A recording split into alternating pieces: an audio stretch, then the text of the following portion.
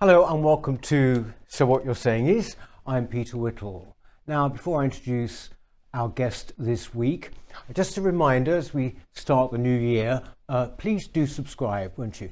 We're putting on thousands of subscribers at the moment, but we're not complacent. So please do just go and subscribe on the channel, and then next door there is a little mark where you can press notifications, which means that you get notification of all of our programs as they come up. Now, I'm very pleased that this week my guest is John O'Sullivan. He's a bit of a friend of the channel now. He's been on quite a few times. Hello, John. Hello, John Peter. is based in Budapest, where he is director of the Danube Institute, but he's also editor at large of the National Review, and indeed, well, he's steeped in conservative politics. He was also a special advisor to Margaret Thatcher. Thank you for coming, John. I want to sort of talk a little bit first about your new book. This is, or should I say your latest book, this is the Woke versus the West, and it's awkward questions for a progressive age. First things first, if you want to get hold of it, and we're going to talk about it, it's a fantastic book, then basically you should best go to the Danube Institute website, and they will send you a copy. This is basically a collection, Don, isn't it? Yes. Of all of your columns and reviews and essays over a period of? Well, more than 20 years, but in fact, I wouldn't say all of them. There's a huge backlog of stuff, because I've been in political journalism now, since 1970. Yes. Well, the woke versus the West, I mean, obviously woke is a theme of so many of our programs. How would you define it? Do you go with the definition of it being a form of Marxism? I think it has a Marxist intellectual structure, namely the oppressed versus the oppressors, and then highlighting certain classes as people who profit from society and oppress those who simply don't have not only a same standard of living, but are excluded and marginalized and pushed to the edges of society, and they have no influence through the voting mechanism, for example. That's the classic Marxist way of thinking about it. And of course, there have been developments of this idea really all the time since Marx has been writing. If we go to the Frankfurt School in Germany, who then went, of course, during the 30s to America, what they said was it's becoming clear that the proletariat doesn't in fact behave in the way we believe they should. That was clear when the First World War broke out, and instead of rallying to class and using the war as an occasion to overturn society and move to a socialist society, which of course is precisely what Lenin did, but everywhere else the workers rallied to nation, in Britain, in France, in Germany. And the Frankfurt School and others had to confront that fact first, later, and then, of course, they confronted the fact that even in domestic politics, the workers, when they got a decent standard of living, which they were doing all this throughout this period, once they got political representation in Parliament, which they had, both through the existing parties, the Tory party got half of its votes from the working class in Britain, and finally, in cultural questions, what the left, what their theoreticians had to do was they looked around, was to say, we need a constituency other than the working class. Yeah. I just finished this by quoting Engels, who, in a letter to Marx following the victory of Disraeli in an election, he wrote, "The working class has disgraced itself yet again by voting conservative." And that's been a regular a theme, and in a sense the drift of the left in new directions, the latest one being wokery, is they're just different, and I think in every succeeding generation worse attempts to create a politics that is based on class consciousness and class conflict. Yes. One thing that struck me in the very beginning of this collection, you said, in relation actually to what you've just been talking to us about. Here, I'll just quote it. It says, "My reaction to wokeness is that of an insomniac. I have been there before too many times, in fact, and I know how it turns out." Well, how it turns out, is that an optimistic prognosis? Well, I don't believe in the cyclical theory of history exactly. So I don't think that it's based on inevitable cycles. But you have to say that the same kind of circumstances do often recur. For example, I became interested in politics in 1956 because of both Hungary and Suez. And I then applied to join the Young Conservatives, but may have been the youngest person in history to have done that.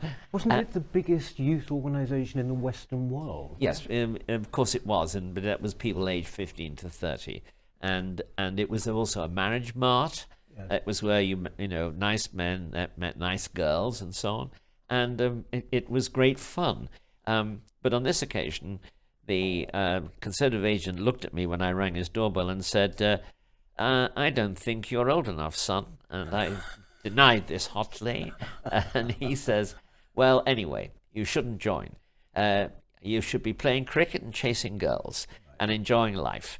Politics is a nasty business in many ways." And I was very indignant that the man hired by the party to recruit people should be saying this. But it was Bob Edwards, the agent in Crosby. And we became very good friends later.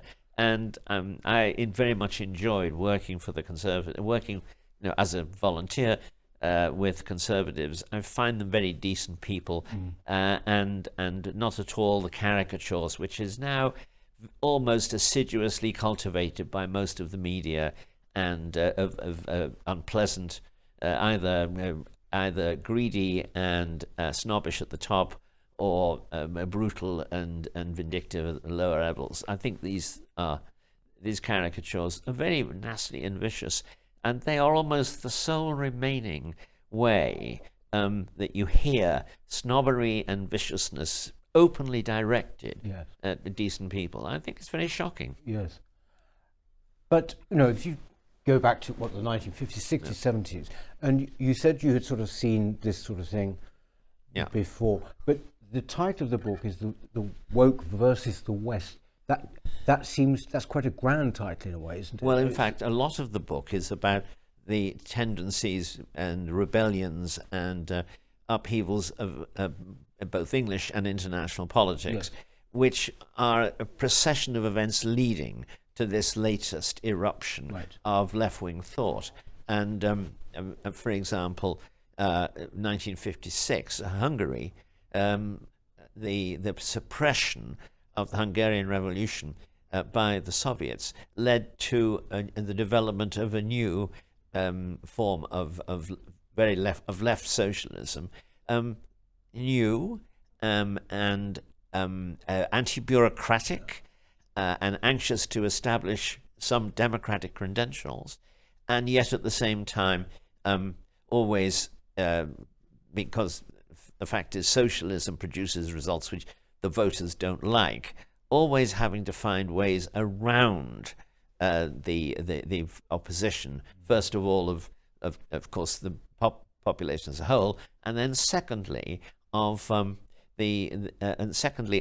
the working class, which gradually became bourgeoisified, and wanted what most people wanted, namely security, a good job, the opportunities in life. The book does deal directly with the woke argument, of course, in several essays, the most important one being the comparison with the Chinese Cultural Revolution. Because, of course, quite a lot of what's happening in America particularly, but also here, namely the attempt to abolish history, the attempt to overcome old customs and old thinking, all of these things, that's in a sense, not just the forget amnesia about history, but more the repudiation of history and nationality and traditional loyalties. That's very much seen in the Cultural Revolution. And the interesting thing is that those Red Guards in the years since have been apologetic and ashamed, very much ashamed of what they did, which included, of course, things like murdering teachers and humiliating them. And in general, we see no one has yet, I think, murdered a figure of authority whom they want to reject, but they have people have been treated extremely badly. And what's worse, they've been treated badly by liberal institutions like universities, by corporate capitalism, with a complete abandonment of the principles of natural justice. People are not allowed to defend themselves effectively. They go before universities. They go before kangaroo courts. People are not allowed to express views which are the views very often of the majority of the population in these circumstances. And that is very much, that's been a developing thing. If you've been around and looked at British universities in the 70s, you would have probably gone to the North London Polytechnic and said, this place won't be around long. This is not a university. It's becoming a kind of indoctrination centre for the left. And yet, that's not only has it not gone away, it's spread to more and more universities and more topics. Whoever expected scientists to abandon science and say that their scientific conclusions must be looked at again in the light of economic justice or racial justice or whatever. The fact is that these are questions which are certainly important, and justice is a very important question. But who is going to get justice from a mob? And particularly from a mob which is not particularly well informed about the matters in which they're pronouncing what they think is a just decision. So this is the most aggressive and most successful left development in all the period I've been involved in politics, but it was there on a number of occasions and a number of the entryism of the left into the Labour Party, the development, the adoption by the Labour Party under before Neil Kinnock. In the Liverpool, my own town, taken over by this extraordinary gang of far left socialists who, of course, ran it into the ground. And all of these things happened, and they didn't produce they certainly didn't produce the results these people wanted, but they didn't produce a clear repudiation of that kind of politics. For a very long time. It took until Blair, really, before the Labour Party repudiated that. And as we know, the influence of Blair and of Peter Mandelson and the Blairites in general has been temporary. It has gone away. Is it coming back under Keir Starmer? Well, maybe, but how permanent will that be? So what you're seeing is a conflict which has gone through several stages, but it certainly hasn't produced the Marxist result of thesis, antithesis, and synthesis. In fact, it has created more divisions in society, and now threatens to produce, I think, a very dangerous illiberal government, even if it's led by a moderate, because the moderates are no longer moderate. Well, this is the point. People sort of, or rather the press sort of portrays Labour now as having to change under Starmer and all of this. But it seems to me obvious that the others might just be keeping quiet. It's as simple as that, you know? Well, the topics have changed, haven't they? Too. That's an important point.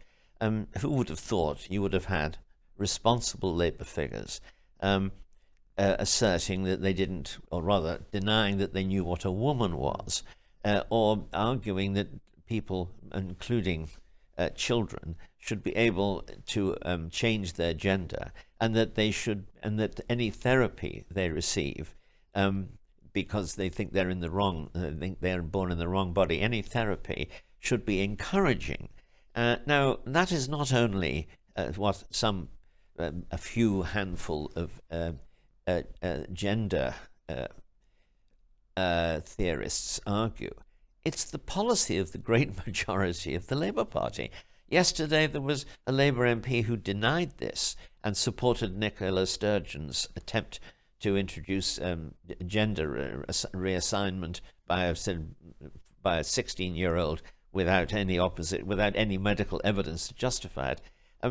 The Labour MP Rosie Duffield, who opposed this, was almost shouted down by MPs on her own side. And there is this inability for certainly a lot of people on the left and some in the centre to face up to the fact that what they're teaching, what they're accepting, what they are imposing by law is anti-scientific and anti-realism. And why is it done? Well, I think a lot of people, because they haven't really looked at the matter, but they don't want to offend, which I well understand and sympathize with. They don't want to offend somebody who feels that they were born in the wrong body. They don't want to stigmatize them, quite right. But you cannot actually run you cannot run a government, you cannot adopt a policy based on swallowing falsehoods because the person who's promoting the falsehoods would be hurt.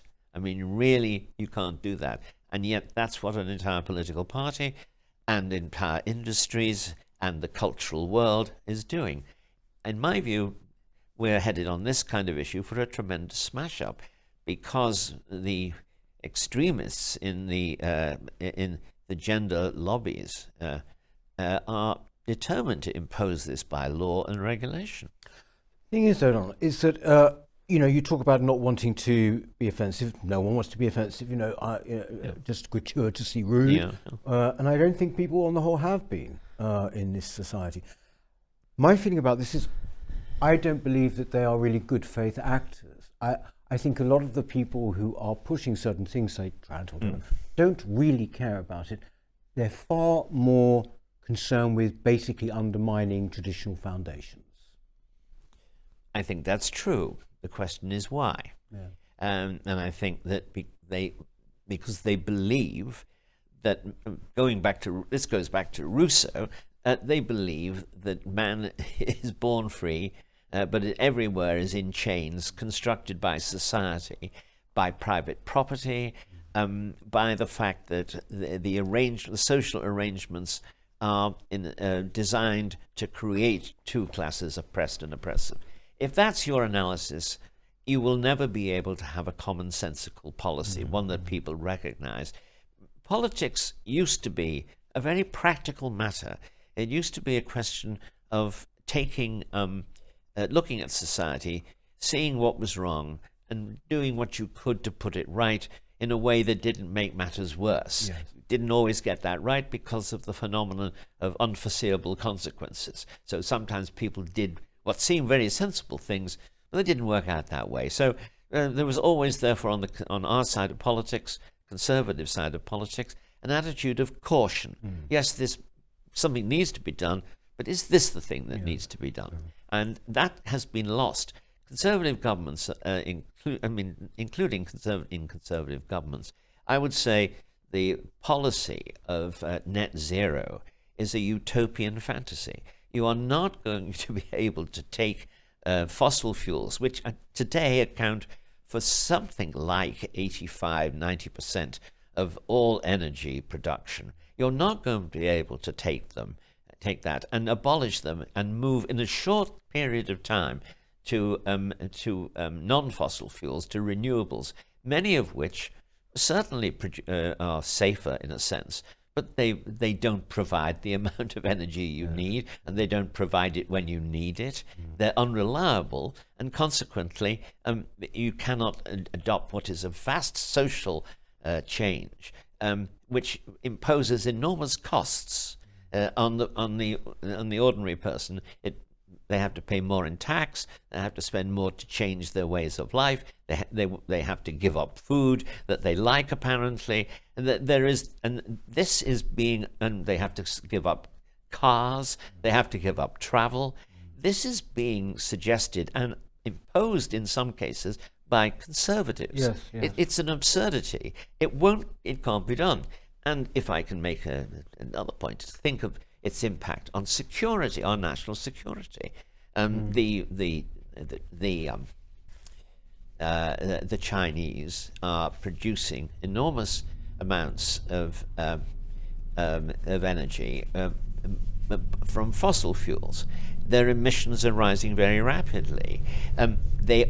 They absolutely outweigh anything that we could do, because we are only responsible for 2% of emissions worldwide. Yes, obviously, if you're going to be spending enormous sums of money on making this change, that's going to enable the Chinese and other economies which don't do this. That's going to enable them to press ahead, including, of course, in security-related matters. Yes. And we are going to find it impossible to compete and to protect ourselves over a relatively short period of time. There doesn't seem to have been a realistic discussion of this at all, and both on this and on gender politics. What you're seeing is the adoption of bright ideas without serious critical discussion. Indeed, worse than that, it is that discussion of these revolutionary programs is actively prevented and discouraged, so that people have no idea when they're talking about becoming green what it actually means for them in the relatively near future. But you see, you alluded to it there, John. This is under a conservative government, and it seems to go throughout much of the conservative movement, if you want to call it that. But let's stick with the politicians. Both of those examples there are on net zero, but then also on the trans issue. We've got an education secretary who seems not to recognise the situation which is of growing concern in our schools. You know, this was yesterday. The whole idea that somehow trans ideology is being taught now as sort of fact. And she sort of seemed to throw up her arms and say, well, I don't quite know, I don't recognise this situation. A conservative education minister. What happened to the Tory party then to bring that about? It's a very difficult question to answer, isn't it? Because the party, first of all, it did achieve enormous things in the 1980s. It helped to win the Cold War. It brought about a transformation of the British economy from the economy that the Tories had inherited after the winter of discontent, with strikes everywhere, into the fourth largest economy in the world, with a completely different attitude to initiative, enterprise, and success. And those things made the country a richer and better place. But at the same time, we failed to get a grip on the bureaucracy, particularly the educational bureaucracy, or the blob. And the reforms in education, which Mrs. Thatcher's government, a third administration, carried out, they were made the vehicle for the propagation of left-wing ideas in the universities and in the schools. And the teachers' unions became radicalized as well. So throughout society, and finally the party tried to deal with the results of immigration, the fact that we were increasingly a multinational, multi-ethnic, though in my view not a multicultural society. And they went along with a series of essentially left-wing ideas of quotas and preferences. And increasingly, the majority, the original majority of the population felt that somehow they were the ones who are now not getting fair treatment. And I think that society has become much more fractious as a result. if you run race-conscious policies, you shouldn't be surprised that people become very conscious of race. Yeah.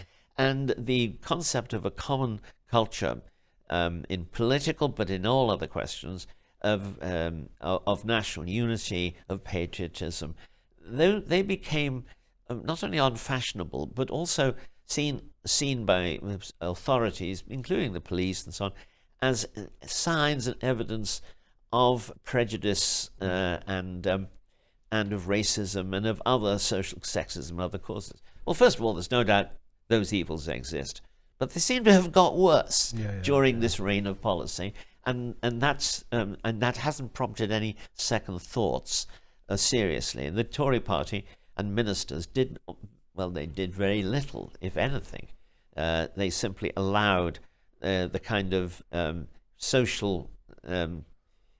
socialization of society. Let me put it a quote of my old colleague Frank Johnson.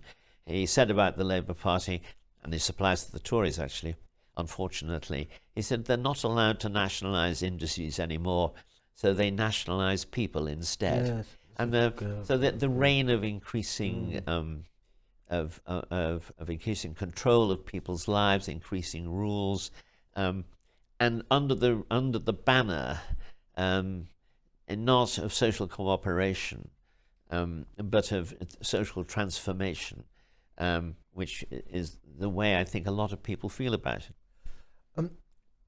If you go back to the 1970s, before that, well, halcyon period of the 1980s, if you like, for the Conservative Party, there's a lot of talk now that basically Britain is very similar to the 1970s, the problems and what have you. I wonder whether you think that the situation is as bad or not as bad as the 1970s. I mean, with one thought maybe, and that is that at least in the 1970s we weren't nationalised as people, and we were culturally intact. Yes. I think far more in a way that people wouldn't quite recognise now. But do you think that they are comparable periods? In some respects, they certainly are. The most obvious one is this revival of strikes, public sector strikes in particular, and the sense that the unions have decided, well, public sector unions particularly, we don't care what chaos we cause, what inconvenience we cause to the public, and we are going to get what we want and what's fair and so on. Now, of course, there's never complete agreement on what is fair. Arthur Balfour said the problem with justice is there isn't enough to go round. So there is always going to be that kind of conflict in society. But at the same time, in a functioning society, people don't push their claims to the absolute limit where they damage the interests of other people seriously. And if they do, society generally has rules which work and restrain them. That sense is being lost.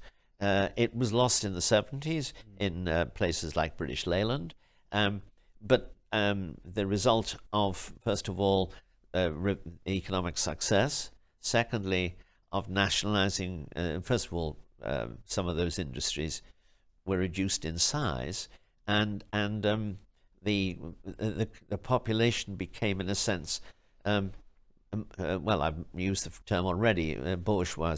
I mean, I can't quite pronounce it. Embourgeoisement. There was a sociological concept, wasn't there? Embourgeoisement. Yes. And that is very important too. It is the number of unions who can bring the country to a halt is relatively small. It's all in the public sector, and they are prepared at the moment. I don't think this will be permanent, by the way, but they are prepared to push their claims to the limit. And I think that society itself will kind of organize so that it can't be held to ransom. That's one of the reasons for the spread of the private car. It gives people independence from these kind of threats. The spread of the private car is now being openly policies to reverse that in Scotland have been clearly adopted the other day, and now we all know that quite a lot of these schemes for traffic control in Oxford and elsewhere have a social element in them of persuading people, well, forcing them to give up the car, making it too expensive, and so on. So there will be, you know, the point about social life is that if you bring in something that inconveniences me, I will eventually find a way to escape your control, and that will happen. You think that will happen? That'll give people a lot of hope, I think. I mean, whether you're going around London and basically in massive traffic jams next to cycle lanes which are totally empty, and this kind of it's in your face. It's an ideological change. Yes. You know, but if you say that will be overcome, that will give a lot of people a lot of hope, because people, you know, from with the feedback we have to our show, are absolutely just, you know, they're despondent and they're bewildered. Well, the very first result of this kind of thing is people are despondent, bewildered, resentful, and angry, but they don't do anything about it. And then they ask their politicians to do something about it. And on this, the Conservatives, again, don't seem to be doing what their own supporters want. And I would say the people who would like things done go well beyond natural Conservative voters. In fact, one of the interesting things is the way in which recent policies of social control have pushed working class people further and further into conservative attitudes and positions. They've always been pretty conservative, but they have basically looked upon the Labour Party and other institutions like that as their defenders socially and economically. Eventually, as we saw in the Brexit vote, but there are other examples when they turn around and say, look, you're not our defenders in any meaningful sense, and we're not going to keep voting for you. And we'll see how this turns out. The next stage, it seems to me, when you lose faith in the people who are supposed to be your defenders, is then to choose other defenders and to press for other policies. And the final stage is for you to take private action. I don't mean political action. I mean, you just order your life in a way that gets around these things. And I think you will see that. And in this country, one of the ways in which that's true is emigration. People talk about immigration a lot, but there's emigration too. And there's quite a lot of emigration from Britain. They particularly and generally go to other English-speaking countries. I'm not an immigrant in the sense that I went for that reason. Opportunities arose for me, which I took, which is why I've lived outside England, you know, for a long time. But people will eventually say, this is no home for kids. This is no place to bring up kids. And they will leave. And I think the same thing is happening in America in relation to schools. You're seeing parents say, look, we didn't, until we were forced to stay at home by the COVID pandemic, when we saw what was being taught to our children in schools, because they were at home as well and getting lessons over the internet, we didn't realize what any of this was happening. That's only 2 years ago, and already there's a massive movement in which parents are throwing left-wing education boards out of office in votes and installing people who are angry about this. Or homeschooling. Well, that's dramatically risen in the United States, and it is now itself an industry because there are extremely very good homeschooling kits, so to speak. There's a lot of course, America is built on the Tocquevillian idea of social cooperation outside government, and there are, of course, homeschooling is now different families getting together, either themselves or hiring teachers themselves. And the third element like that is the spread of schools which teach a classical education and avoid most of the kind of clever ideas that are spreading, most of the bad clever ideas that are spreading through the teachers' unions in state schools. the degree to which the bureaucracy, including teachers, try to evade this and present a dishonest face to the parents when they inquire, and it is very alarming, because it's not only private citizens who adapt to changes and look to defend their positions. So do organisations, probably more quickly. But in the end, the population has the numbers to win. Yeah. And that's another reason for being worried about the way in which democracy is being reinterpreted to mean not that the elected government that wins majorities should determine policy, but that policy should be outsourced to all kinds of organizations and institutions which collectively we call them the woke, and the blob. Yes. The woke is increasingly moving to become the blob, and unfortunately, it will take time to counteract that, but it will happen. You mentioned there very clearly different stages, of what people, how people view politics and what they could possibly do. I mean, we've got an election coming up, 18 months basically. A very particular question: what should people do at that election? John, I mean, there are a lot of people. We've had Peter Hitchens on this over quite recently. I think very, very valid point. He said the only way for conservatism to actually be reborn is for the Conservative Party to die. With that in mind, what should people do at the election? What should they vote for? Well, of course, Peter has made that case, and it seems on the face of it would be a strong case, and I'm tempted by it at times.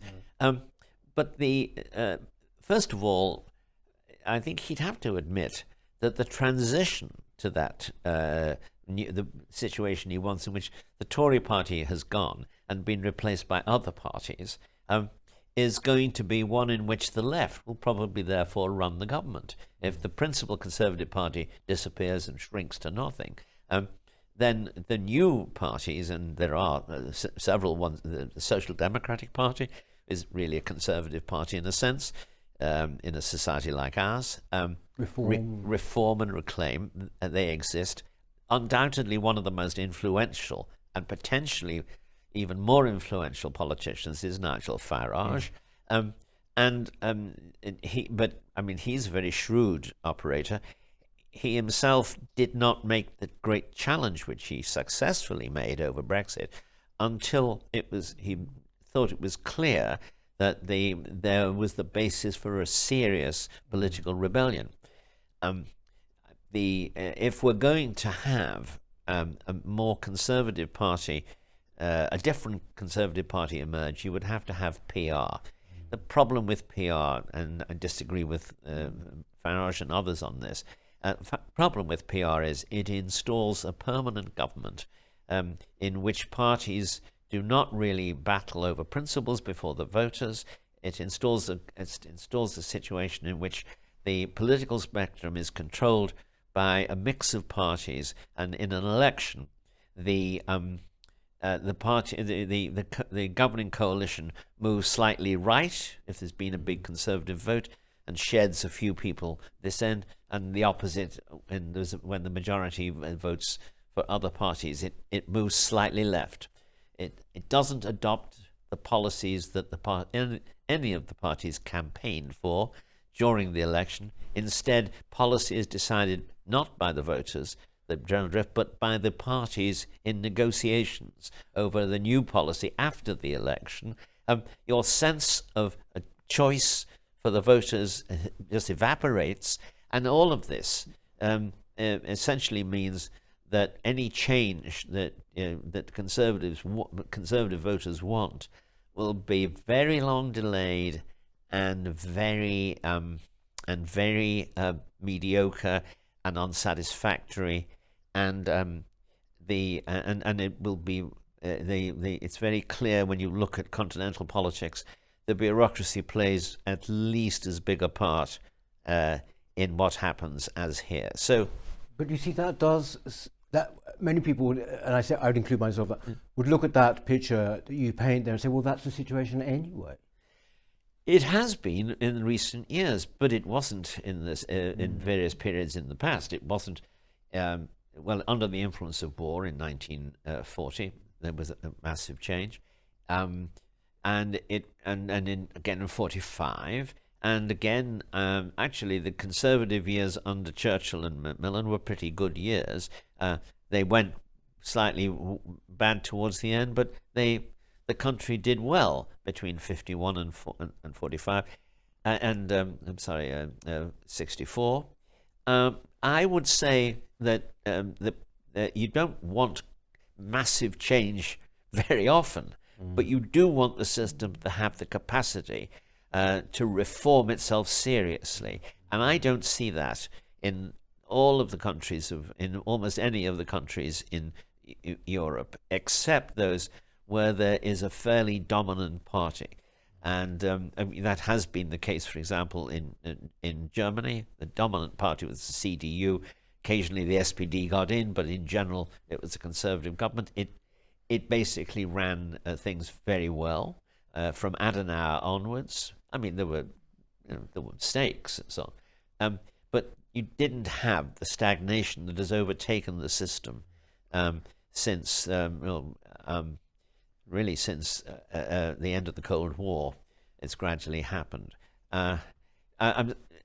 What we're talking about here is that if the Conservative Party disappears, there will be a time in which the left controls things. There's no doubt about that. I don't see how it could any otherwise be true. Now, what should we do? Should we just accept this situation? No, we have to get the Conservative Party in Britain to become more democratic, because at the moment the selection of candidates over the years has produced polls. Social attitudes of politicians have been examined, and it's clear that both the Labour MPs and Conservative MPs are well to the right of their voters and supporters. In fact, Conservative MPs are to the left. Sorry, Conservative MPs are socially to the left of the average voter, the middle. So essentially, the Conservative Party is, in a way, running on a false prospectus. That's because over the years, the Conservative leadership has wanted to pursue policies, principally commitment to Europe, which it knew lacked deep support. So what did it do? It essentially, didn't tell the truth about what its European policies were, and that gradually shifted to any policy where they wanted to do something they thought their members wouldn't like. The Conservative Party spoke a good game, but it didn't carry it through. Well, I think one great example of that is immigration, where in fact, Labour kept the social aims of immigration out of the view of its supporters, and similarly over the past couple of years, actually, John, it's emerged that actually the Tories have been sort of deceitful, I would say, about immigration rules. And in fact, we've got the highest we've ever had, record numbers. Yes. We could debate, I suppose, to what extent this was a conscious policy. But there's no doubt that the rhetoric went in one direction and the reality of policy went in the other. And this is one of the major factors, as Europe had been before, for undermining the belief of the, not just the Conservative voter, but of voters in general, of the promises that the party has made. That is something that could happen under any system, but the fact is we have let ourselves down, and I think that was because the Conservative wets were replaced by other people with a similar kind, really, who despaired about the ability of the Conservative Party to sustain a policy over the long term that reflected its values. They thought in a way that state control in economics and increasingly state promulgation of different kinds of a different kind of society to deal with the results of immigration. They thought these things were inevitable, and consequently, without really thinking through, they simply went along with what the ideas that emerged from the bureaucracy and from other things. I mean, the idea of abandoning a color-blind approach to racial politics in face of a race-conscious policy, that's a very foolish decision, and it's resulted in increased rather than less conflict. So the Conservative Party has, in a sense, had it didn't have faith in itself and its principles. In fact, it was unjustified in that, and that's why the only way forward is for either the Conservative Party or for any group of parties that comes out of the scrum of the next few elections. There might be quite a lot of parties in Parliament. Yeah. Then is for the Conservative elements in those parties to push for a clear and better policy. John, before we wind up, there's just one last question, actually. It's probably worth a whole series of programs, but your book, The Woke versus the West, this is the book again, yeah, which you can get from the Danube Institute website. The Woke versus the West. The West. Last year, Prime Minister Viktor Orban made a speech, some found it controversial, but he basically said that countries like Britain and cities like London were essentially now post-West, and that Hungary was the real spiritual centre of the West. Would you agree with that? I'm reluctant to go all the way with the idea that London is a post-West. Who would say that, you say? Orban. Orban. Yeah, I'm reluctant to go with as far as the criticism made there, but there is obviously something in it. And I think this partly explains the loss of confidence of conservatives, because the kind of society that they grew up in was very different to the kind of society they live in now, and they were not able to see that it could be governed in that same way. It's probably true to some degree, and therefore they adapted, but they were really thinking through where the different adaptations were going. Yeah. No, but none of them, I think, thought they would reach the present situation. And of course, they didn't understand what was proved by Brexit, that there are people in society who sympathize deeply with the ideas, but never thought of voting for them. And they were the people they should perhaps try to bring into the system, which Brexit actually did bring into the play of politics.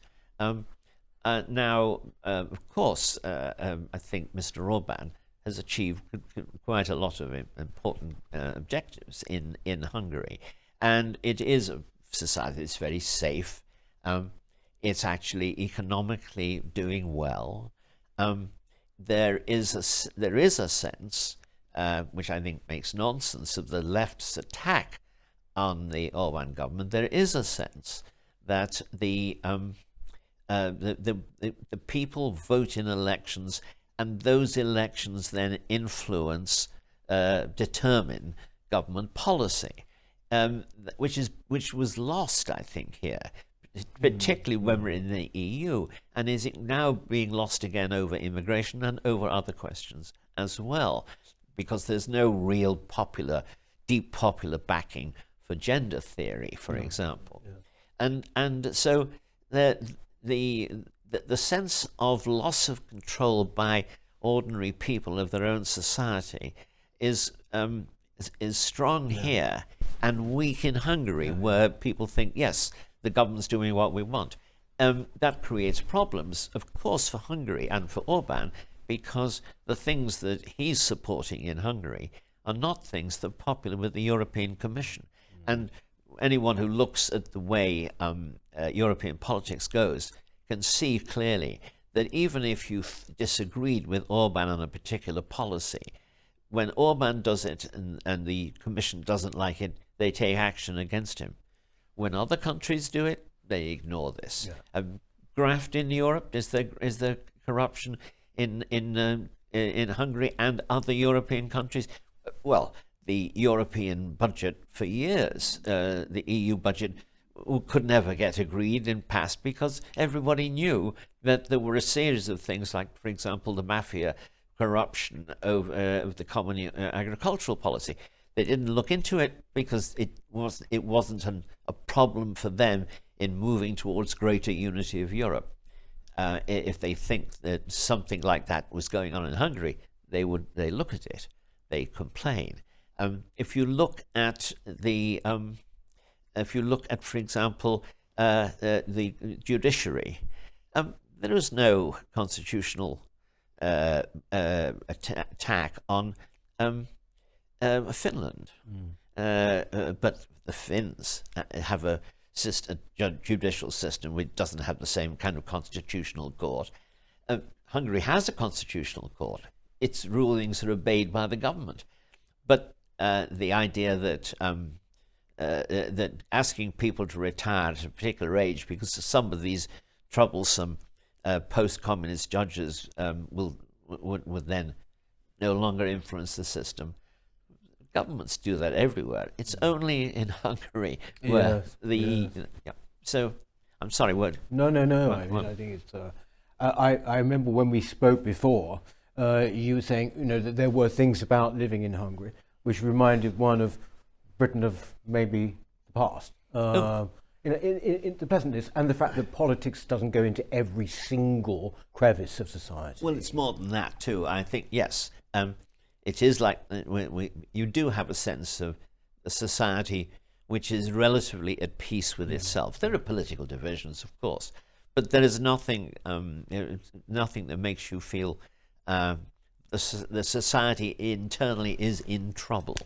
The statements of that kind tend to come from outside, or they come from the opposition, and oppositions are always bound to say those things. No, I think another key point is there is a sense that it's a fairly safe country. There's not political violence. There isn't much other kinds of violence. I mean, there is some crime, but it doesn't seem to affect everyday lives. And I know, for example, that when my wife's coming back with women friends from dinner, they quite happily walk through the center of Budapest late at night, and they never experience problems. Now, there are problems in any society, and there is quite a vigorous attempt by the government, for example, to find ways of integrating the Roma in Hungarian life. It's not an easy question, because the change in the conditions of life, of economic life, has meant that it's not so easy for the Roma to operate as they used to. Thank you very much for that. We actually have a few questions, just two more questions, sure, for you, for our members, some exclusive. Yeah. So if you'd stay with us, but for the meantime, thank you very much for that. That's it for So What You're Saying Is this week, and we shall see you next time. Thank you very much. Bye-bye. Hello.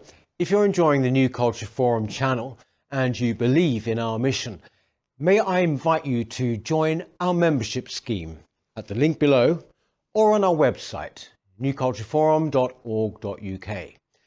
Our work is more important now than ever, and we have great plans ahead for the future, but we can't do it without your support. From as little as £3 per month, you can help ensure that we continue on our mission. As a member, you'll receive a range of benefits, including access to exclusive content, invitations to our private events, including here at our studios, free copies of our books, and much, much more, including, of course, our famous NCF mug. If you aren't able to become a member, then please help us by clicking this button and subscribing to our channel. It's completely free. Just remember to also click the bell icon so that you can get notifications when we post new videos. Thank you.